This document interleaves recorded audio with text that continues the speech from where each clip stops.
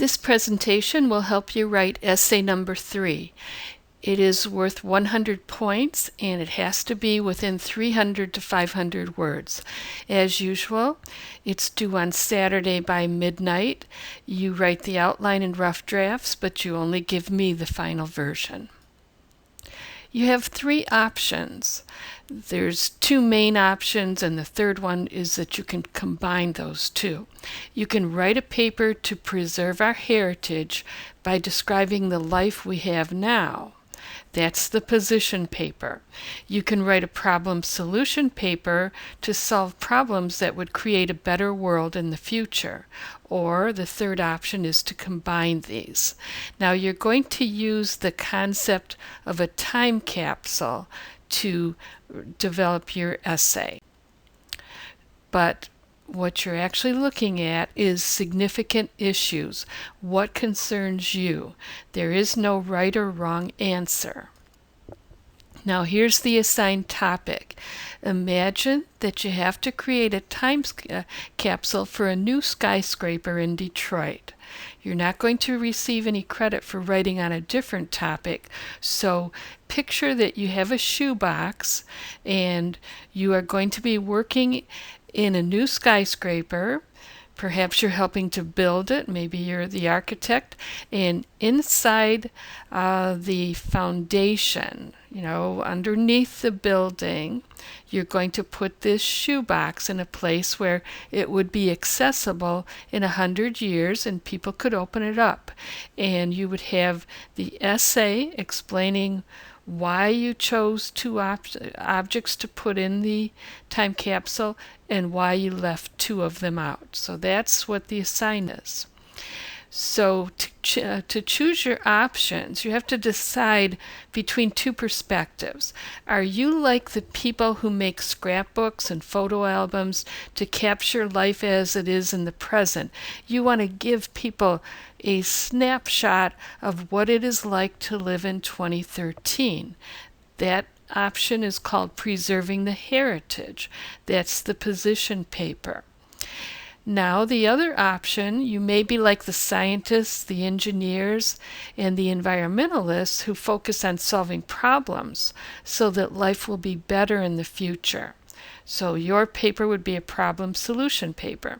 However, you can also combine these 2 options. Just remember, you only have 300 to 500 words. So if you're not very concise with your writing, choose one perspective or the other. Don't try to combine them. But keep in mind that introduction has to set up the idea of a new building in Detroit, and it'll be a skyscraper, and there will be a time capsule put into the foundation so that it can be opened in 100 years. Now obviously you only have the size of a shoebox, so what if you want the car to be one of your items? You can say, no, I can't do that because it's too big. No, you can just choose a symbol, like the car keys, for example. So the item can be as big as you want it to be. It could be an alternative farm that grows organic food, and then you could have some seeds. It can be, a spaceship, and then you could have some item that represents that. Okay, just think in terms of symbols. You have to develop philosophies and opinions. Develop your own philosophy, dealing with your legacy of what you want to be remembered by. That's that first option of preserving the heritage, the people who like to make scrapbooks and photograph albums. Or if you're like those engineers and scientists, you might want to do a problem solution paper. You might want to have something in there about global warming, something to represent that. Or you might want to have something about crime. A handgun would fit in if you wanted to put it in or mention it as perhaps one of the objects that doesn't go into the time capsule. Remember, you're writing about 4 different options, 2 that go in and 2 that don't. Don't ask what the meaning of life is. You're going to define it with this essay. What's important to you? Now, I don't need to tell you about plagiarism. Just remember, Turnitin.com will catch you.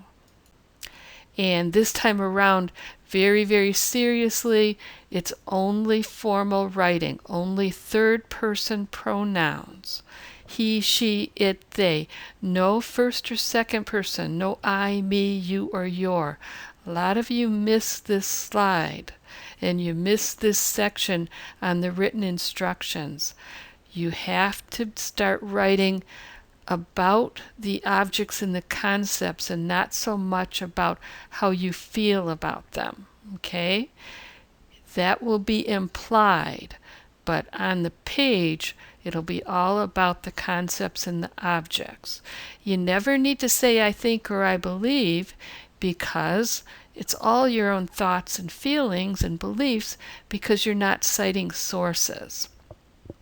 And you're not going to talk directly to the reader, so you don't need you or your. Very formal and scholarly tone. Word choices. A lot of you missed this slide too. No abbreviations, no slang, no informal language, no contractions. Now, one word that shows up all the time is nowadays. That's slang. Just today or contemporary society, use something other than nowadays. Nothing is okay, whether you abbreviate it or spell it out. It's acceptable. We don't have moms and kids and dads. We have parents and mothers and fathers. It's not don't, it's do not. It's not can't, it's cannot. And oddly enough, cannot is one word. It's not it's, for it is, okay? Spell that out, it is. And you want to paragraph effectively, just as I've been talking in the past. You'll need at least 4 paragraphs. An introduction, 2 items to be placed in, 2 items to be placed out, to be rejected, I should say, and a conclusion. Now, you might have more. You might have 6. But in every paragraph, please have a topic sentence and follow up with supporting details. You might need a summary sentence, but I kind of doubt it because your paragraphs will be rather short due to the 300 to 500 word limit. If you change to a different topic, start a new paragraph. Now, creating the structure. Paragraph 1, explain why the time capsule is important. You need to let me know this is Detroit. It's a skyscraper in Detroit. What's going on in Detroit that, might go along with the objects you chose or you rejected? Decide your position. Preserve your heritage or write a problem solution paper. That's what's going on in paragraph number 1, the introduction. I need to know it's a Detroit skyscraper. I need to know your focus, preservation or problem solving. Paragraph 2, I would suggest describing the 2 items you chose and why you chose them. Paragraph 3, why you rejected 2 items. And paragraph 4, an appropriate conclusion based on your goal of preserving the heritage, solving a problem, or both. And just a tip for your paragraph 4, recommendations and predictions work very well. Now, format, it's really important that you learn these academic guidelines. I want your papers to make wonderful impressions in your advanced courses. So that's why we are really focusing on this. And here's what you need to do. Don't give me that Calibre 11. Professors hate that. We read hundreds of assignments every week, and it's much easier to read Times New Roman 12. That's why it's the guideline for MLA and APA. Type that contact information against the left margin. Don't put it in the header. No headers or text box. And then check the before-after spacing, because some of you still have it set at 10 or multiple or auto, or sometimes I get 8. It has to be 0. Nothing except 0 works. And don't hit that enter key at the end of the line. Let the lines wrap naturally, because that way professors can use the track changes. And as usual, don't be stressed out about this assignment. If you don't understand it, if you're confused, contact me either by phone or by email or angel mail.